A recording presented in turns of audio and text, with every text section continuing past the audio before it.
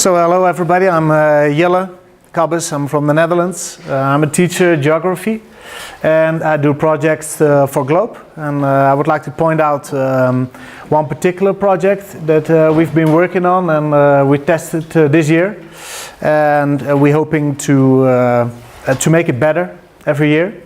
And I also would like to take the opportunity to address a new project plan, which I'm eagerly to find new partners, and even so in schools, but also from scientists throughout Europe. And I will talk about that with you later.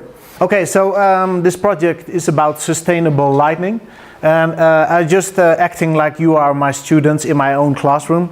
And I think the first principle is making them enthusiastic and to let them sense something and do something to activate them. So I will put this under this table and just go into 3 stages of durable lighting. So this is the durability of a match.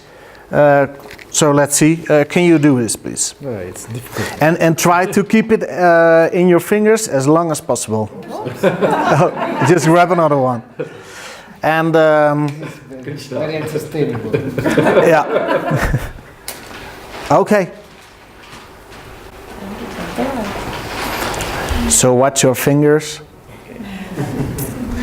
And if this goes on, the whole class is laughing and watch out your fingers, and then their minds are activated, and this is what I'm looking for. So if it almost goes out, so could you please pour? I don't know. Could you? Sorry. Okay, no, it doesn't matter. So this was about let's say 10 seconds. The durability of a match equals like 10 seconds.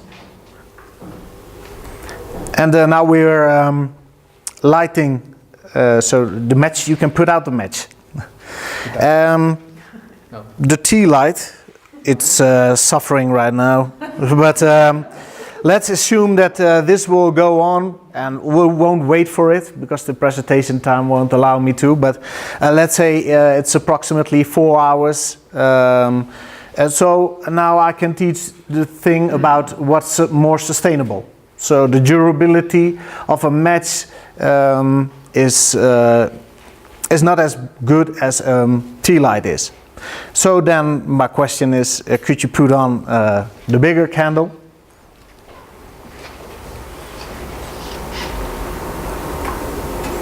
And normally I would keep these on all lesson or even all day. Some students come back and to see if it's out already. So I'll ask them to estimate the durability of this candle. So can you make a guess? 6 hours. 6 hours. Okay, it depends of course which kind of candles you use. The candle that I use in my class is almost like 30 hours. So then that's the beginning of what sustainable lighting could be. So their mind is set for this particular subject. I will now switch on to a movie that students made from the project, so you get a nice view of what it is. So this is where I introduced the sustainability of lamps, or light bulbs or lamps, and to let them see the common theory about what we just saw with the matches, going to tea light to candles, and to see the durability of lighting.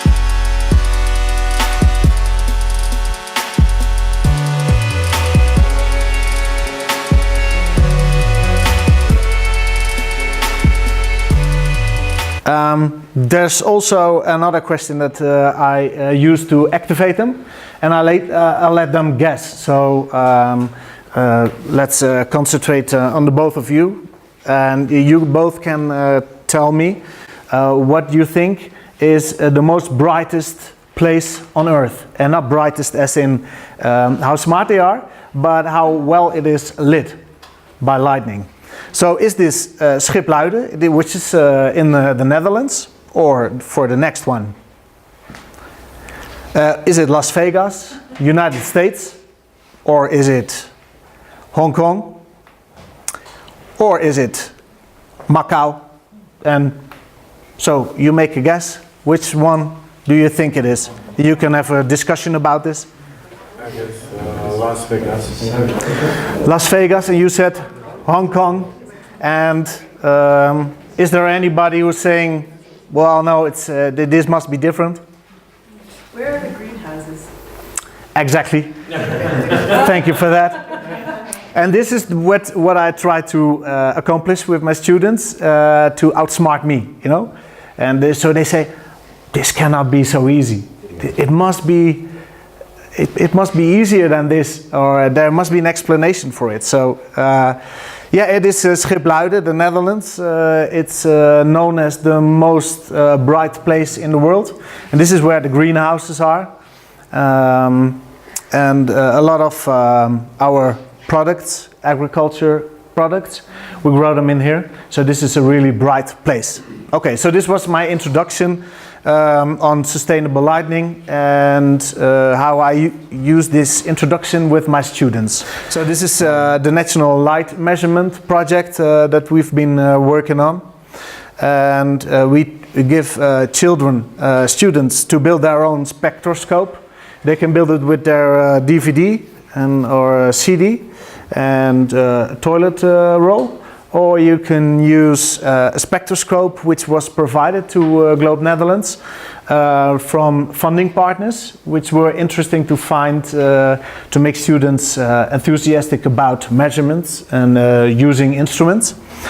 So they funded this project, and they could build their own. Could you put on the big screen? I need to swap displays. Because I'm seeing the main thing and you're seeing the other one. But You see something different, right? yeah. Okay, well, I can do it like this as well.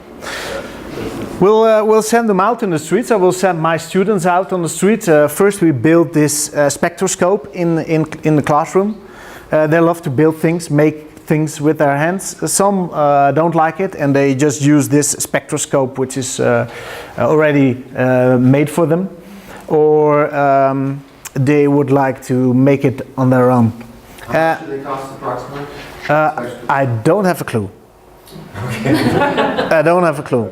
Public Labs has a DIY spectrometer that costs something like $4 US. $4 US, okay. If you film your own CD and put it into a cardboard tube, you can make them for nothing. Yeah.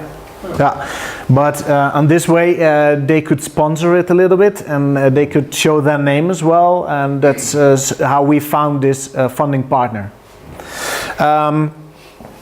So we send them out on the street and during nighttime, and they got we say, okay, you have to go to this street, housing blocks, and they go at night, and they are looking inside the houses, and throughout the spectrum they can see which kind of lighting is used. So a normal lighting, so the light bulb is it what it's called, I think, in English, and saving light and LED light. And if they collect all the data in the streets, they come back the next day in school, and we have the laptops opened, and they go to this site which is provided by this Edu GIS, it's called. And it makes it possible to enter the data and to visualize it on street level. So now you have this big map of the Netherlands, and when you zoom in to the town, you can see how the city is doing. And if you even zoom in further, you can see on how this housing block works and how it is lit. So then you can also, before you go into this neighborhood, you have to let them know you are doing this thing, because otherwise they'll be they think it's strange when a lot of young people are looking into their to the houses. So but this gives also a really good opportunity to promote citizen science in a letter or in the newspaper, and it's also good for your school to promote your school locally to attract new students.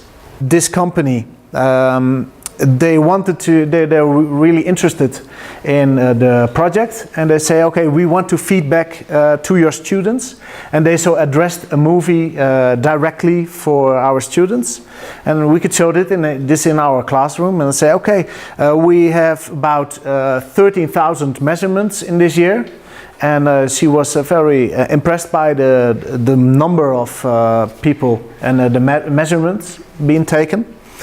And she is talking about some cost savings, so that's an interesting part as well. How much can you save with durable lighting? Hoi, ik ben Marieke Stolk. Ik werk bij Milieu Centraal.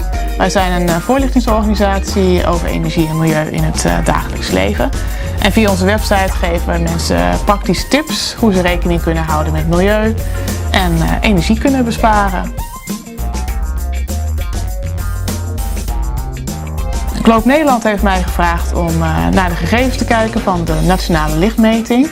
En als ik daarnaar kijk, zie ik dat er 13.000 waarnemingen zijn geweest. Dat is echt heel erg goed, dus top.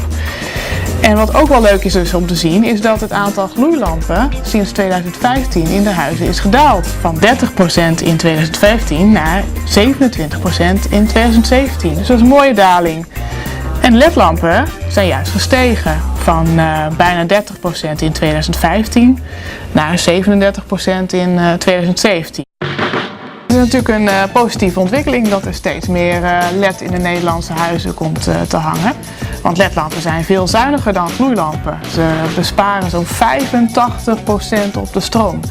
En gezien het feit dat er dus nog zo'n 25% gloeilampen in de huizen hangen, ja, is er nog een hele hoop besparingspotentieel in Nederland. En het zou natuurlijk heel goed zijn om daar een campagne op te gaan voeren, om mensen op te roepen om al die gloeilampen te vervangen door LED-lampen. Het is goed voor het milieu, maar ook heel goed voor je eigen portemonnee.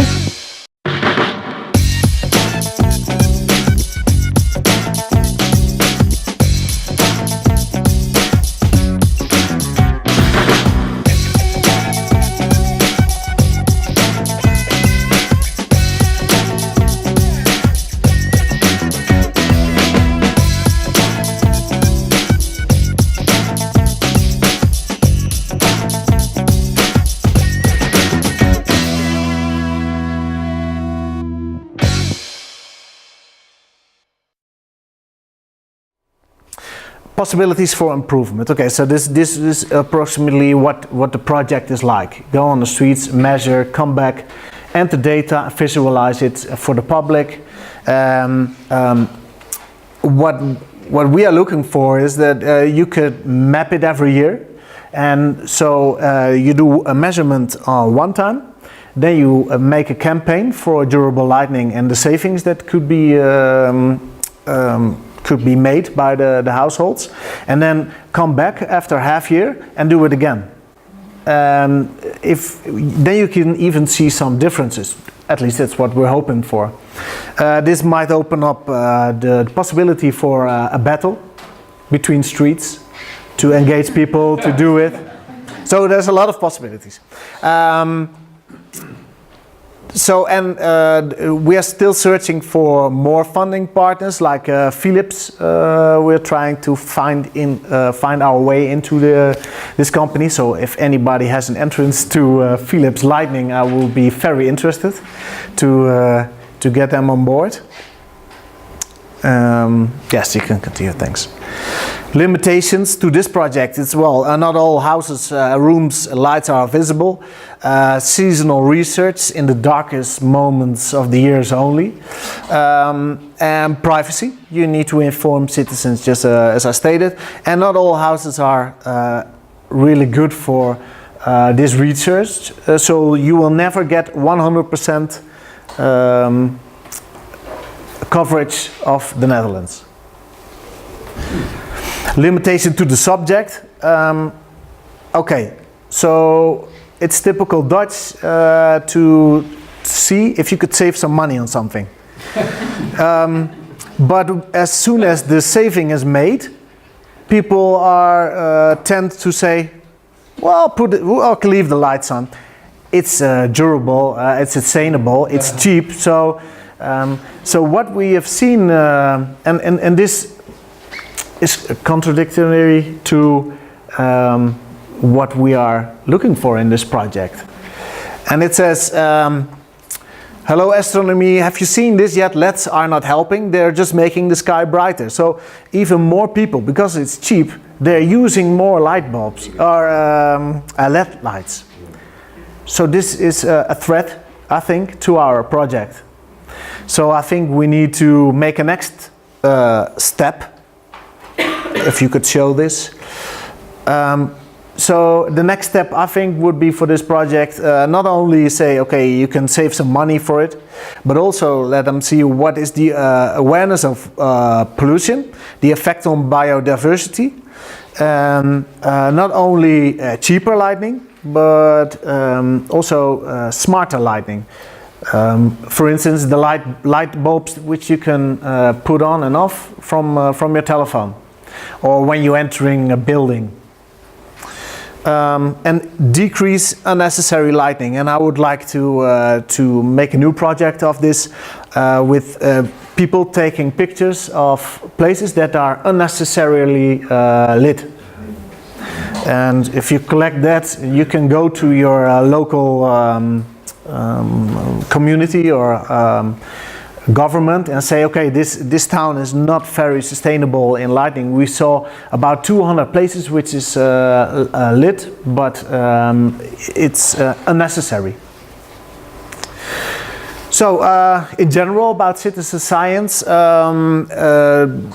my students and students from Globe in the Netherlands, they're stating things like this. They really love this picture. They want to work with them. It's not a book, it's real. I can build and use instruments. My teacher is so much happier when he's outside, and that's true. I think from our point of perspective as teachers, I want to point all out of these, but just 3 of them. Explore, go outside. Activate, do and make. I think it's a good ingredient for success, and also arouses the enthusiasm of your students, and making it visual and making it mappable or making it noticeable, awarded from organizations. So the mayor of your town must come to your school and say, thank you for this. We're really making a light policy for our village. So that's some goals. There's also some threats for citizen science, extracurricular approach.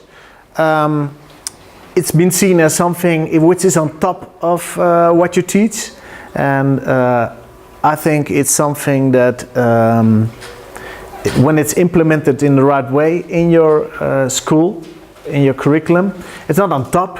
It's improving it, and I think the results will be better. Is it science? Is it geography? So sometimes I have a citizen science project and introduce it to my colleagues, and they say, "Oh, that's not my topic because this is more biology." And I hope to see some more open-minded approach for it. So we have some traditional approach also towards time. People, the first thing they say, "Oh, I don't have the time for it," and Well, I'm in the same position. I do it anyway, and I see it really as an investment because it makes my job more fun. It makes my students better, and so I think the goals for us are equal, and I'm really convinced of this. Okay. So. Let me address this to you. This is a project that I'm really enthusiastic about, and I'm looking for partners. And so I'm also taking the opportunity, because this will be on the internet, and I hope a lot of schools will look into this as well, the scientists. So I want to have this international science project with globe water measurements all along the Rhine basement.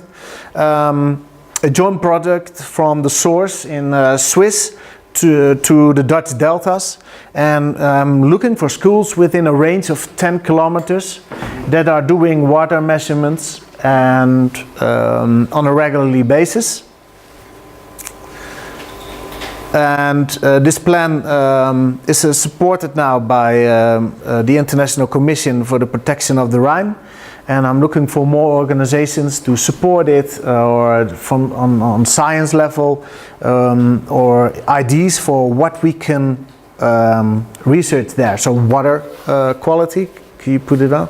So water quality, floods, biodiversity, fish migration. The main things that are important is measuring, sharing, comparing, exploring, go outside, visit places. And what I would love to see is that my school with my students will measure, but we also go to the Thomassee in Swiss and to Schaffhausen with the dramatic waterfalls over there. Don't know if the waterfalls is the right word for it. Cascades or no? Yeah? I would love to visit with my students, and the other way around as well. So the Swiss students who live near the Rhine and or somewhere around the Rhine go all the way to the Netherlands and to see where it's going into the sea.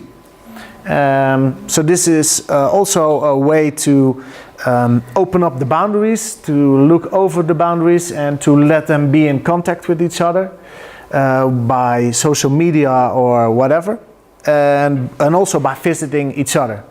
So I was thinking about Erasmus Plus, but I'm not sure, so I'm open for advices on this, if this is the good platform to use it, because Erasmus, there's a limitation to it, because it doesn't support Switzerland.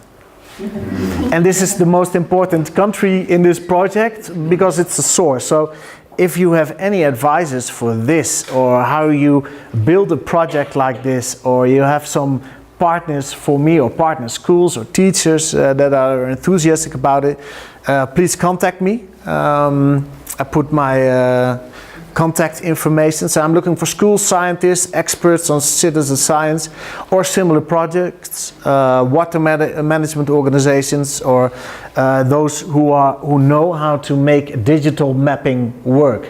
And I'm not an expert at this at all, so that's what I'm looking for. Please email me. You could use the above one, but sometimes it goes wrong, because there are some. My private email address is a little bit easier, so that's why I put on it both. And well, we'll see. And I hope within a year or 2 years we have this project running, and we'll visit some nice places, and the other way around. Okay. Well, thank you for your attention.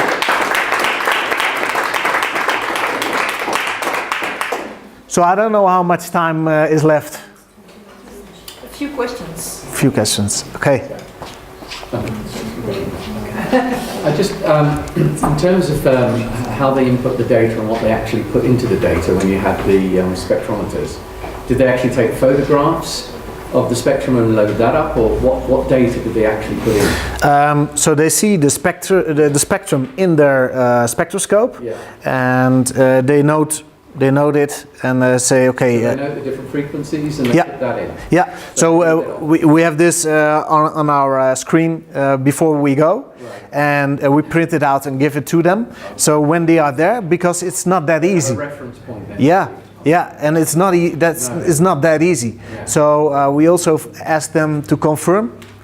So another student comes in well and says, you're okay. checking them exactly that they're putting in the right data. Yeah, so they are like, okay, I think this is lead, but I'm not sure, so another student will have to confirm it. Okay. And then you put it just on paper. You can, I believe that you could use an app for it as well, which is on a globe, but I love some paperwork with that as well. And that's the way they do it, and when they come to school, they put in the data. Okay. And do you link it to the physics classes in terms of the different frequencies and how they come about and so on, kind of Yeah. map it that way and cross-link it? Yeah, so for different, because I could use it for geography or for science, both. Physics Yeah, so both. Okay. And I think when I'm aiming for more, the chances of it's being picked up is bigger as well. Great. Okay, thank very you. I'll pass that on. Oh, sorry.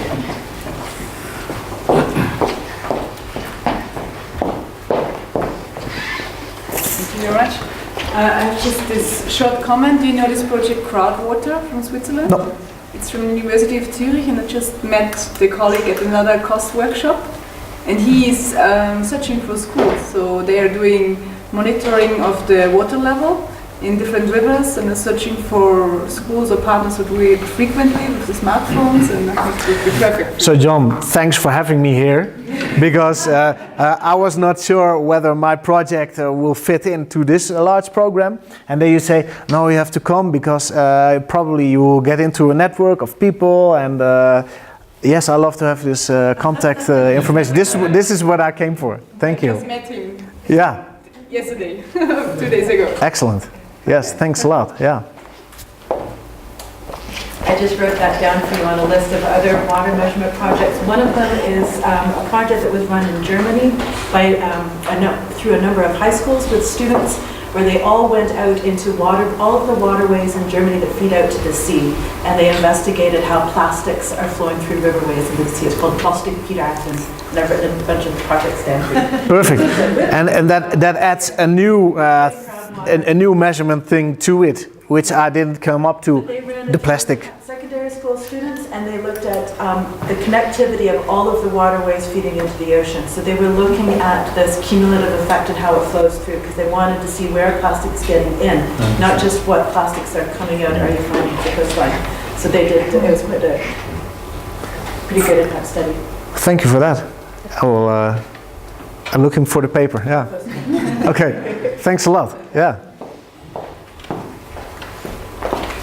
Yeah. Thank you. So, any more questions? It's not a question, but just to add on to this. Thank you. So we did also workshops in high schools about water quality, and we designed DIY spectrophotometers. So this is, I would be very interested also in joining this project with all the high schools. I'm getting happier by the minute, so thanks. Yeah. We received funding from the Independent City Hall of Paris to spread these medical, like sort of kits all around France. So maybe you would be interested. The Rhine River, France. Yeah. Strasbourg. Yeah. So, Thanks. I was just wondering what you were doing or what you were interested in with regards to that data visualization for the results, because I have some colleagues that do a lot of data visualization for mapping, and perhaps that would be of interest for you as well. Yeah. So the picture that I found from this organization is something that it could look like. So there's a measurement here at school 16, and you go into it and you can see the results of their measurements, and then you can compare it. And what would be an extra additional thing to it is that you could skip through the years. something like that. So if you know someone who's experienced in that, I would love to be in contact with those persons. Thanks. Okay. Yes. Thank you very much. Okay, thank you as well.